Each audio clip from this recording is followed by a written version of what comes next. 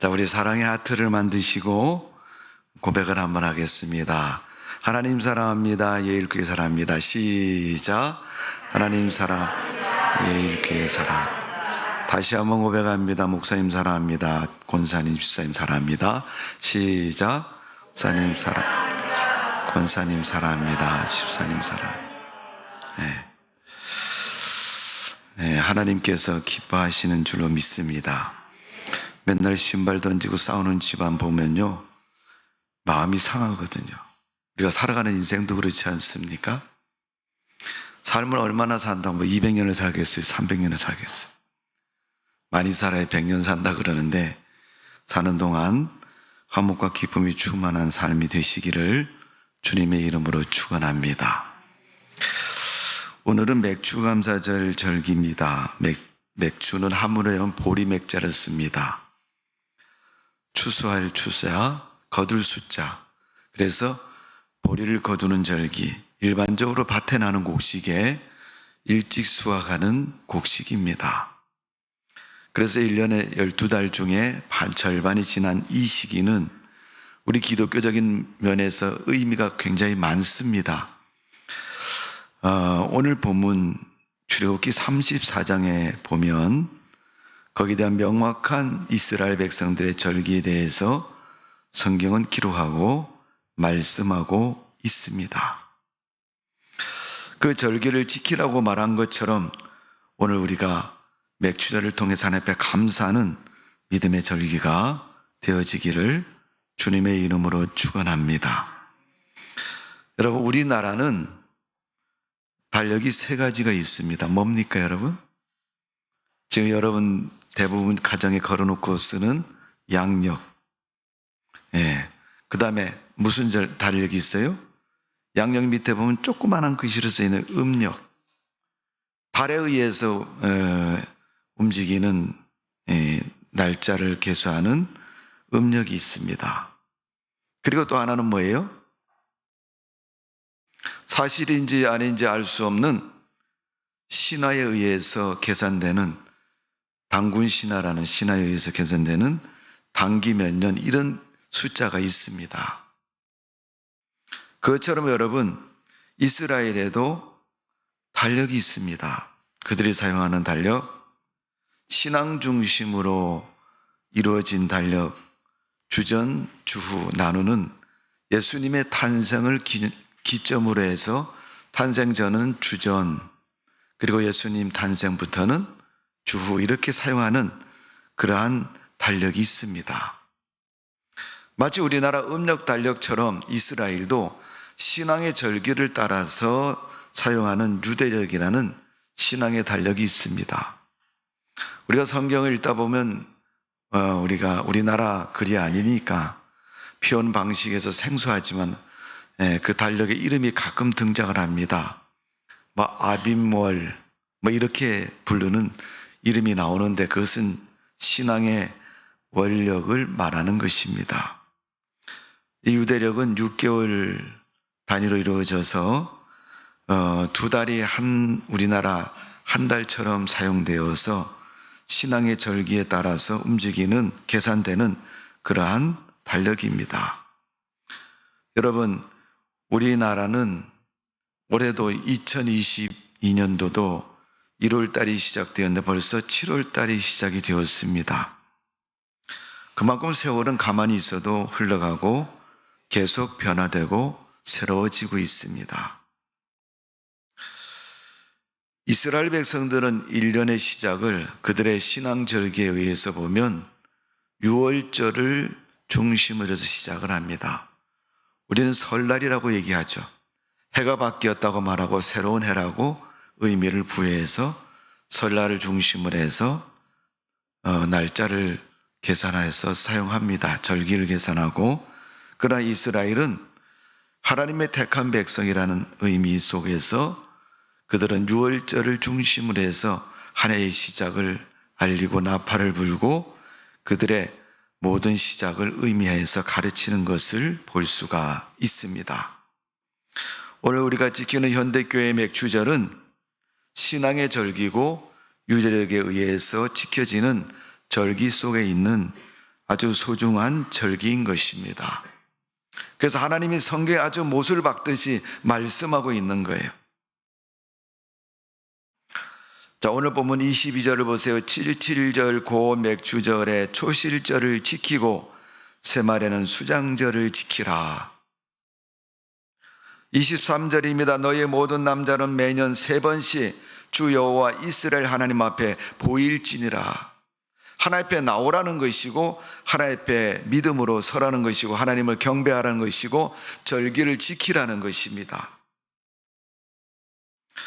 이스라엘 이 절기는 광야의 40년이 지나고 가나안 땅에 들어가서 하나님이 주신 그 땅에서 농사를 짓고 처음 수확한 그 수확물을 가지고 새말, 연말까지 가지 않고 연말 도중에 중간에 걸쳐 있는 이 이른 추수에 감사하는 절기로 하나님 앞에 믿음을 보이고 하나님을 경배했던 절기가 바로 맥추절입니다.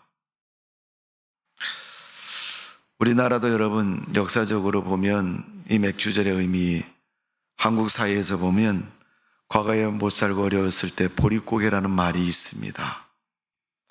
보리가 추수되기 전에는 양식이 없어서 굶어야 하는 사람이 태반이고, 야 조금만 참아라, 한 달만 지나면 이제 보리가 추수가 되니까 그때까지 좀 참자, 아껴서 전략해서 먹자, 그때까지 굶어 죽을 수는 없으니까 연명이라도 해서 우리의 삶을 이어가자는 그러한 슬픈 문화가 있습니다. 오늘 여러분 이스라엘 백성들에게 하나님은 말씀하고 있습니다. 그 광야의 40년 모진 세월 얼마나 힘들고 어려웠느냐. 이제는 하나님이 허락한 그 가나안 땅에서 기쁨과 즐거움으로 하나님이 주신 양식으로 기뻐하며 먹어라. 그 광야에서는 뭘 먹었습니까? 만나를 먹었잖아요, 여러분. 만나는 이스라엘 백성들에게 절대적인 필요의 양식입니다. 그래서 신명기 8장 3절에 보면 예수님께서 시험 받으실 때 사람이 떡으로만 살 것이 하나님 입에서 나오는 말씀으로 살 것이니라. 우리가 신앙적으로 말하면 성경 말씀은 우리가 인생을 살아가는 데 있어서 가장 절대적인 말씀인 거예요. 성경 말씀 안 지키면 여러분 사망하고 똑같은 거예요. 하나님이 이스라엘 백성들에게 만나를 주시는데 만나를 어떻게 먹어요? 부지런하고 열심히 있고 말씀 지키는 사람만 먹을 수 있었습니다. 해가 뜨기 전에 진중에 만나가 내리면 일찍 일어나서 그 만나를 거둬야 됩니다. 그럼 성경 읽어서 아시겠지만은 만나를 거둘 때는 어떻게 거둬요? 절대 욕심 부리지 말고, 절대 게으르지 말고, 그렇게 거두라는 거예요. 욕심 부려서 많이 거두었다 그날 안 먹으면 썩어서 냄새가 나서 집에 도저히 앉아 있을 수 없을 정도로 고약한 냄새 때문에 갖다 버려요. 여러분 동남아에 여행을 가신 분들은 아시겠지만은 우리나라는 생산되지 않습니다만은 두리안이라는, 맞나요? 예. 그 과일이 있습니다, 여러분. 그 과일은 아주 냄새가 고약합니다. 그래서 현지에서도 호텔에 반입을 하지 못하게 합니다. 근데 먹는 사람은 굉장히 맛있다 그래요. 그리고 아주 고열량의 과일입니다. 그래서 사탕을 먹으면 달콤하고 힘이 나는 것처럼 두리안이란 과일이 그런 과일입니다. 만나를 먹다가 남겨놓으면 그 만나가 썩어서 냄새가 나서 더 이상 먹을 수가 없습니다. 갖다 버려야 됩니다. 근데 여러분 버리려고 나가면 그 진중에 만나가 내렸는데 거기다 버릴 수는 없잖아요. 그럼 쓰레기를 밥에다가 섞어서 먹을 수 있습니까? 말이 안 되죠. 그러니까 이스라엘 백성은 게을러서 아침에 해가 뜨기 전에, 해가 뜬 다음에 나가면 만나가 다 없어져 버립니다. 그러니까 늦잠을 자서도 안 되고 부지런히 일찍 일어나서 만나를 거두되 욕심을 너무 내지 말고 먹을 만큼만 잘 거두어서 그날 양식을 먹고 지내는 것이 광야의 생활입니다. 이런 삶의 태도는 24시간 하루 종일 긴장 속에 살아가는 삶의 모습입니다. 마치 버스 놓치고 전철 놓칠까봐 시간 맞추어서 오가는 그런 타임을 정확하게 갖는 그런 삶의 모습. 그래서 여러분, 신앙은 영어로 말해서 텐션이라고 얘기해요. 여러분, 어떤 신학자가 표현한 건데, 여러분, 고무줄을 양쪽에서 당기면 어떻게 해요, 여러분? 놓으면 난리 나잖아요, 여러분. 놓지도 못하고 끝까지 당기고 있어야 돼요. 놓으면 한 사람이 부상을 당하는 거예요. 그게 신앙의 모습이라고 얘기한 적도 있습니다. 그것처럼 하나님 말씀에 늘 깨어 있어야 되고, 말씀을 늘 지켜야 되고, 하나님 말씀을 따라서 살아가는 그 삶을 신앙생활이라고 이렇게 얘기하는 거예요. 군인이 무장을 해제하고 아무 생각 없이 여러분 이불을 덮고 자면요, 적이 언제 와서 나를 죽일지 모릅니다. 그렇다고 해서 그 삶이 불편하고 힘든 삶이냐? 결코 그렇지 않습니다. 이사야 30장 23절에 보면 내가 땅에 뿌린 종자에 주께서 비를 주사 땅에 소산으로 곡식을 살피시고 풍성하게 하실 것이며 그날에 저희 가축의 광야란 목장에서 먹을 것이요. 하나님께서 이사야가 하나님께서 우리에게 주신 땅의 그 소출을 말하는 거예요. 곡식을 심으면 종자가 열매를 맺게 돼 있고 또 풀이 나서 짐승이 그 풀을 먹고 광야란 목장에서 살이 찌고 우리에게 먹을 것이 공급된다는 것을 분명히 말씀하고 있는 것입니다. 자, 오늘 본문 22절에도 보면 하나님이 이스라엘 백성들이 땅에서 소출을 거두어서 그 소출을 가지고 하나님을 경외하고 섬기라고 말하고 있습니다. 민수기 28장 26절에 보면 7절 처음 익은 열매를 드리는 날에 너희가 여호와께 새 소재를 드릴 때마다 성회로 모일 것이요 아무 노동도 하지 말 것이며. 성회로 모인다는 것은 하나님을 경외하는 예배 자리를 말하는 것입니다. 하나님을 섬기는 신앙의 자리를 말하는 거예요. 7절은 처음 곡식을 거두어서 그 자리에 모여서 하나님께 드리며 경배하라는 것입니다. 레위기 23장 10절에 보면 너희는 내가 주는 땅에 들어가서 너희의 곡식을 거둘 때에 너희의 곡물의 첫 이삭 한 단을 제사장에게 가져갈 것이요. 그 곡식을 거두어서 제사장에게 드린다. 제사장님 이거 드세요. 물론 예배가 마쳐진다면, 제사가 마쳐진다면은 그 제물을 제사장들이 대부분 다 먹지만은 먹으라고 드리는 것에서 하나님을 먼저 경배하고 그 감사의 마음으로 그 소출을 먹었다는 것입니다. 오늘 본문 22절에서 24절에도 보면 거기에 대한 내용을 상세하게 말씀하고 있습니다. 너희가 너희 손에 넣은 것이 내 힘으로 내 능력으로 된 것이 아니고 하나님이 주신 것이다 라는 것을 말씀하고 있는 것입니다. 그래서 맥주절의 성서적 의미는 세 가지로 불립니다. 첫 번째는 7.7절이라고 부른다. 유월절 지난 후에 7주간을 지난 후에 계수해서 시작되는 절기다. 그래서 7.7절이라고 부릅니다. 처음 곡식을 거두었다 해서 초실절이라고 부릅니다. 초실절의 의미는 다른 의미 다 많지만은 제일 중요한 의미는 처음으로 하나님을 섬긴다는 의미예요. 그래서 짐승도 처음 난 새끼는 하나님 앞에 제사를 드리는 제물로 썼고, 곡식도 제일 처음 거둔 것은 뭐예요? 하나님 앞에 드리면서 제사를 드리는 거죠. 여러분 월급을 타면 제일 먼저 뭐예요? 갯돈 띱니까? 보험금 띄어요? 매일 교회 다니는 성도 여러분, 여러분에게 돈이 먼저 생기면 제일 먼저 11조를 띄세요.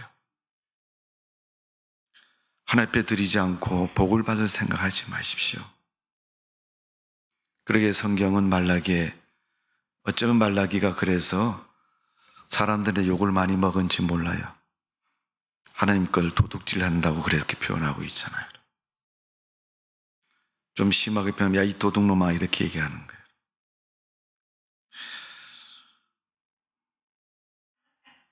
우리 사모님이 애들한테 늘 그렇게 얘기를 합니다. 야, 인생을 그지같이 살려면 11조 띠먹어라 그래.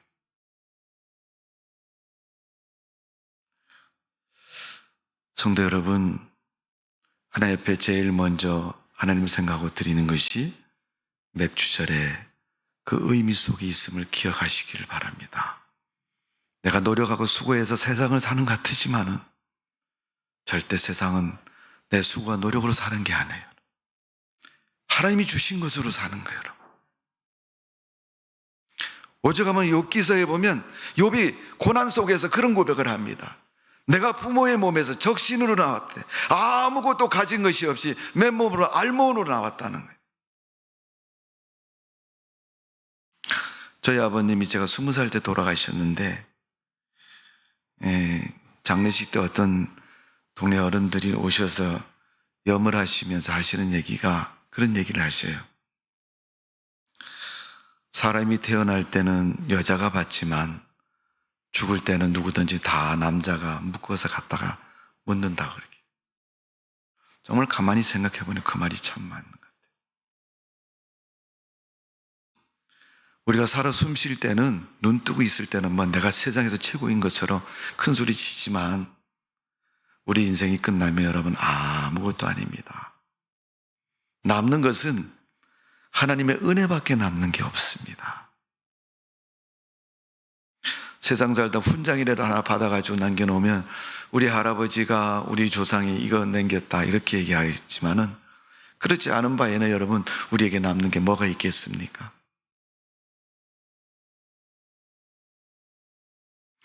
초실절은 하나님이 내게 주신 그 은혜에 감사하는 절기, 신앙 우선으로 사는 절기, 믿음 중심으로 사는 절기가 6월절, 맥주절의 초실절의 의미 속에 있는 거예요. 그 다음에 세 번째는 신약 성경의 의미를 많이 품고 있는 오순절이 있습니다. 맥주절, 칠실절, 그 다음에 초실절로 부르고 오순절로도 부릅니다. 예수님 부활하시고 50일이 지난 다음 예수님께서 약속하신 것처럼 성령께서 강림하셔서 우리의 모든 신앙을 지키시고 보호하시고 지금도 인도하심을 우리는 기억해야 할 것입니다. 마가의 다락방 12제자와 120문도가 모여서 기도할 때 성령이 임재했고 그 성령의 힘으로 교회가 세워졌으며 또 성령의 힘으로 지금까지 우리가 신앙생활을 하는 것입니다. 보이지 않는 울타리와 채찍을 통해서 하나님이 우리 인생을 이끌고 가시는 거예요. 그래서 성령과 더불어 겸하여 사는 우리 인생의 삶은 교회와 은사를 가지고 세상을 사는 겁니다. 하나님이 주신 은혜와 하나님께서 우리에게 주신 교회를 통해서 신앙생활하고 살아가는 거예요. 그래서 여러분 6월 5일은 우리가 날짜적인 의미에서 보면 오순절 절기입니다. 그래서 6월 달부터 11월 말까지는 오순절 절기로 우리가 신앙생활을 해야 되고 성령 강림 후에 성령 충만을 위해서 초대교회 성도들이 기도했던 것처럼 기도에 힘쓰고 성령 충만한 믿음이 되어서 우리가 인생을 살아가야 됩니다. 그래야 실족하지 않고 넘어지지 않고 시험에 들지도 않습니다. 오늘 여러분 이 의미가 신약 성경 교회 시대 오순절의 의미를 속에 우리에게 주어진 교훈이고 말씀이라는 사실을 여러분 다시 한번 꼭 기억하시고 맥주절의 의미를 가슴에 잘 담으시고 하나님 은혜 속에 살아가는 성도가 되시기를 주님의 이름으로 축원합니다. 자, 오늘 본문 출애굽기 34장 위에 16절을 보십시오. 또 내가 그들의 딸들과 아들들 아내로 삼음으로 그들의 딸들이 그들의 신들을 음란하게 섬기며 내 아들에게 그들의 신을 음란하게 섬기게 할까 함이라. 너는 신상을 부어 만들지 말지니라. 이스라엘 백성들이 가나안 땅에 들어가 살아가는데 하나님이 그 가나안 땅을 주면서 모세에게 또 아론에게 하신 말씀이 그겁니다.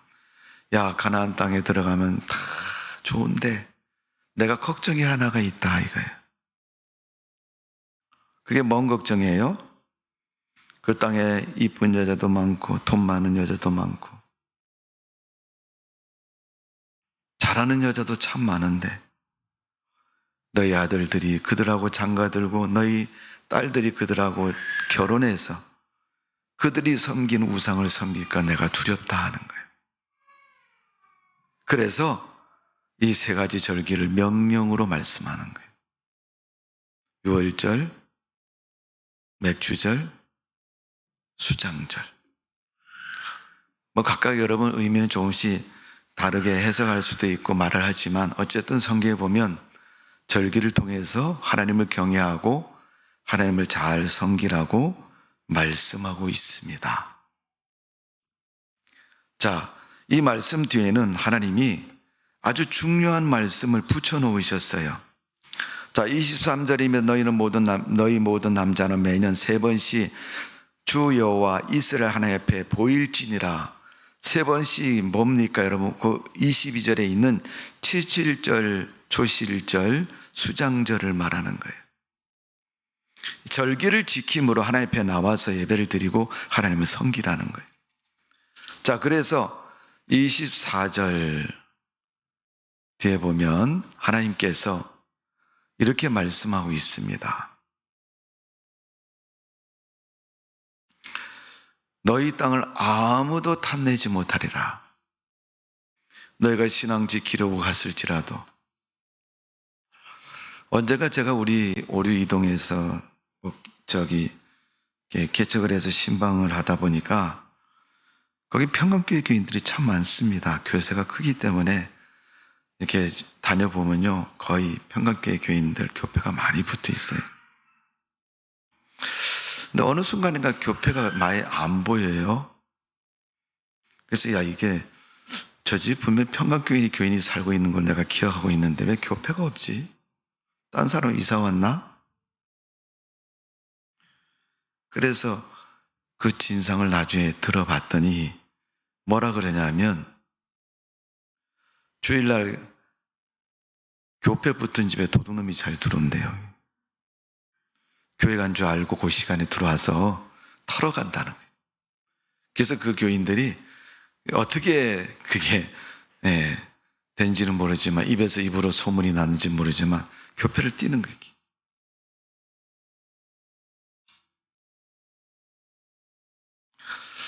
여러분, 교패를 띄는 게 좋을까요? 열쇠를 하나 더 다는 게 좋을까요?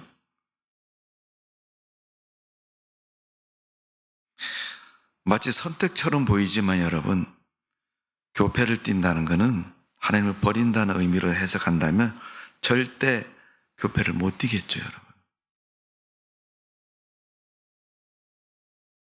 별 얘기 아닌 것 같은데 세상 살면서 여러분, 세상 사람 하는 거 나도 따라 하다가 나도 모르게 하나님 버릴 때가 많아요.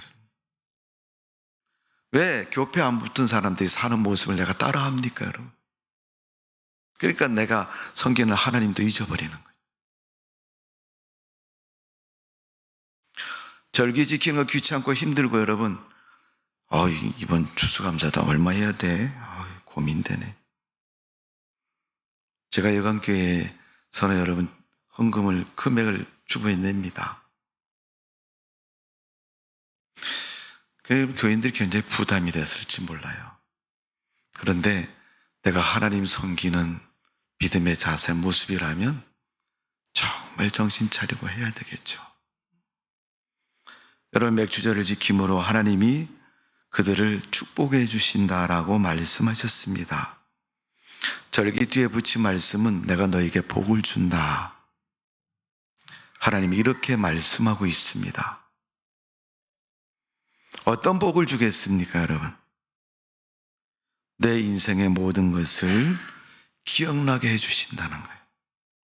사람은 시간이 지나면 까맣게 잊어버립니다. 그런데 하나님 안 잊어버리도록 하나님께서 해주신다는 거예요. 얼마나 중요한 문제인지 몰라요. 내가 어떻게 하나님 잊어버립니까? 잊어버릴 때 참 많습니다. 역대상 29장 11절에 보면 여호와여 광대하심과 능력과 영광과 이김과 위엄이 다 주께 속하였으니 천지에 있는 것이 다 주의 것이로소이다. 먹고 마실 때마다 이거 하나님 주신 것 이렇게 생각합니까, 여러분? 그렇게 생각하라고 우리는 신앙을 가르칠 때 그러잖아요. 기도하고 먹어라. 한참 먹다가 기도 안 했네. 그래서 그때 기도하고. 다 먹고 나서 생각이 날 때도 얼마나 많이 있는지 알 수 없습니다. 어떤 사람은 직장 동료들하고 앉아서 안 믿는 사람이 다 아니까 기도하고 먹는데 쑥스러워갖고 손으로 얼굴 한번 쓱 지나가고 아멘 그런답니다.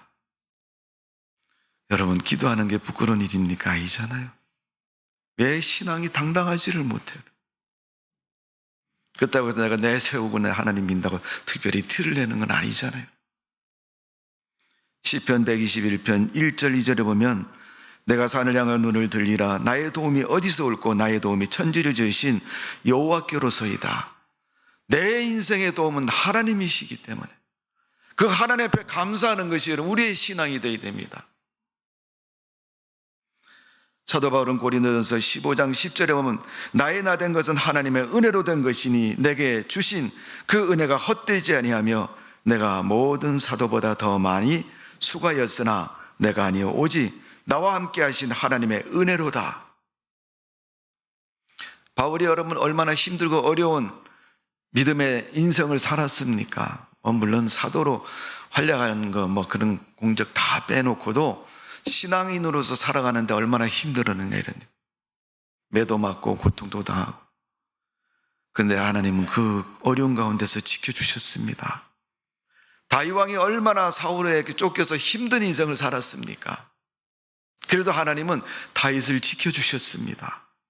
그 광야의 동굴 속에서 메마름 속에서 블레셋 지경에서 왕 앞에서도 지켜주셔서 그가 보존될 수 있었습니다. 다 지나고 나면 하나님의 은혜인 줄로 믿습니다. 거기에는 사람의 수고와 때의 형편과 처지에 따라서 좋은 일도 있고 즐거운 일도 많이 있습니다. 그러나 중요한 것은 결국 궁극적으로 하나님이 그렇게 해 주셨다는 것을 감사하는 거죠. 두 번째는 하나님께 영광을 돌리는 것이 절기의 목적과 이유인 것입니다. 골로새서 2장 7절에 보면 믿음에 굳게 서서 감사함을 넘치게 하라. 우리 인생은 신앙의 기초가 되어 있어야 돼요. 기본이 되어 있어야 된다는 말이 있잖아요. 기본은 가장 좋은 효과를 나타낼 수 있는 동작이나 또 배경이나 바탕을 말하는. 부모들이 왜 자식들에게 재산을 물려주고 공부를 시키는지 아세요? 좋은 인생의 기초가 되라고 하는 거예요.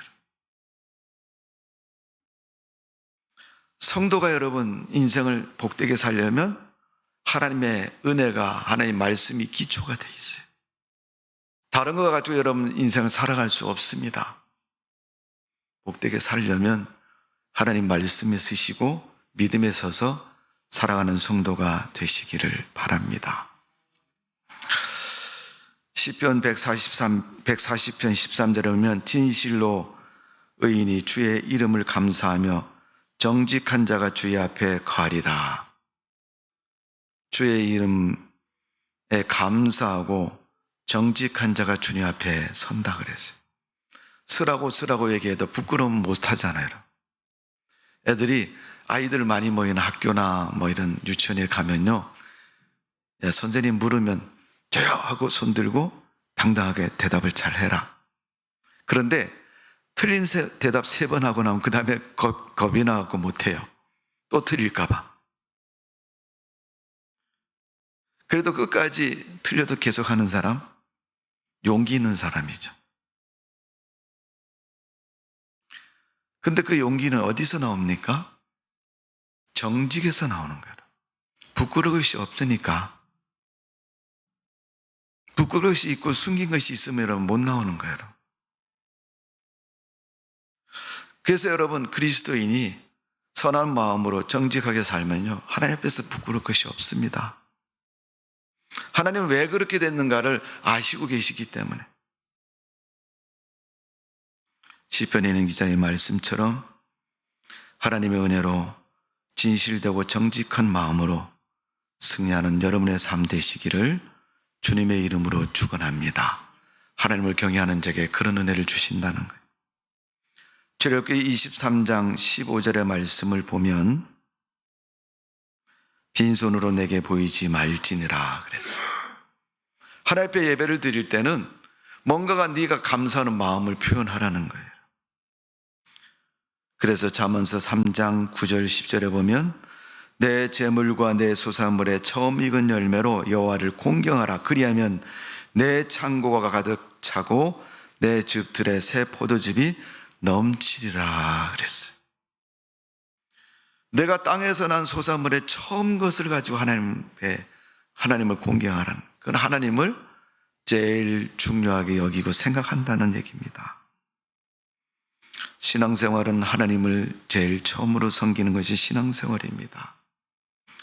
오늘 우리가 그런 믿음으로 살아가는 성도가 되시고 축복된 삶이 되시기를 주님의 이름으로 축복을 드립니다. 자, 오늘 본문 출애굽기 34장 앞에 16절의 말씀을 보면 하나님이 염려하는 것이 있다 그랬어요. 그들이 가나안 땅에 가서 이방 민족 속 담을 갈까 봐, 그러게 되면 하나님과의 관계가 끊어지고 하나님의 축복이 멈춰져 버립니다. 그래서 하나님은 그들이 토지에 심은 대로 거두기를 원하고 계시는 거예요.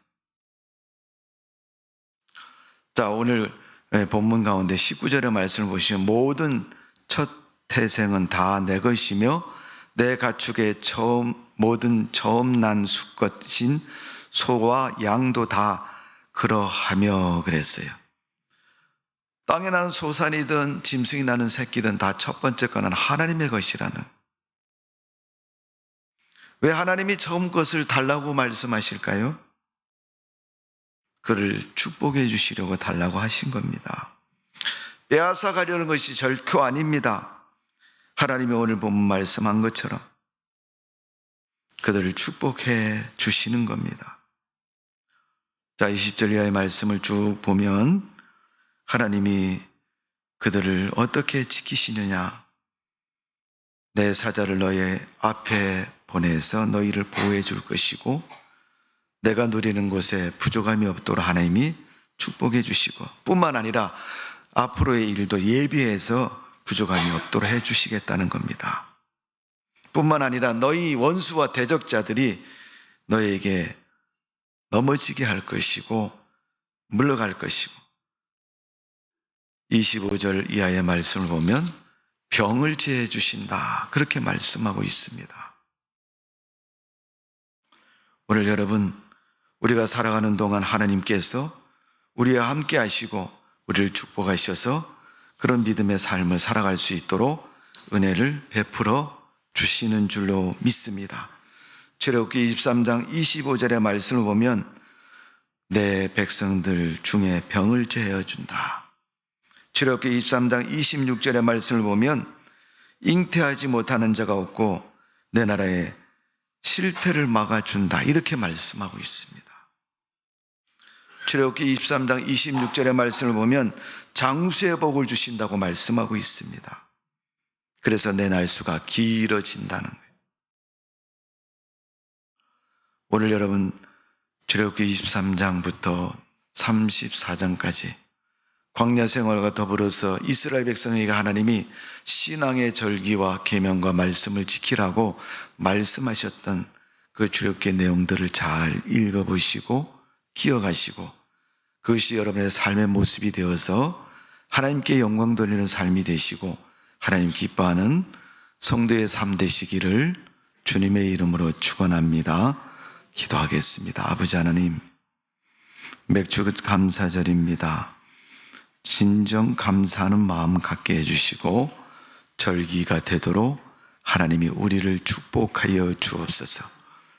그저 1년 365일 12달 있는 시간 가운데 있는 절기가 아니라 추수감사절은 올해도 오고 내년도 오고 매년 오는데 우리가 살아가는 인생도 하나님이 주신 거 매년마다 주시는데 우리는 이례적인 믿음이 아니라 연속적인 믿음의 삶을 이루서 우리의 삶이 주님으로 말미암아 진정한 복을 누리는 성도의 삶이 되게 주옵소서. 하나님을 잘 공경하는 자에게 영육간의 복을 주신다고 하셨사오니 우리가 그 복을 마음껏 누릴 수 있도록 은혜를 베풀어 주옵소서. 감사와 영광과 찬양을 올려드립니다. 삐뚤어지고 그릇된 삶이 우리의 삶이 이루어지면 하나님이 옳은 길로 인도해 주시고 바른 길로 축복해 주시어서 우리의 눈이 열리고 지각과 명철이 있어서 하나님 말씀대로 순종하며 살아가게 부족함이 없도록 은혜를 베풀어 주옵소서. 지나간 반년 동안 봅니다. 다니는 직장과 손으로 하는 일에 하나님 복을 주셔서 풍성한 삶을 살아갈 수 있도록 은혜를 베풀어 주셨사오니 그 은혜에 감사하고 기쁨으로 승리하는 우리의 삶 되게 하여 주옵소서. 예수님의 이름으로 기도하옵나이다. 아멘.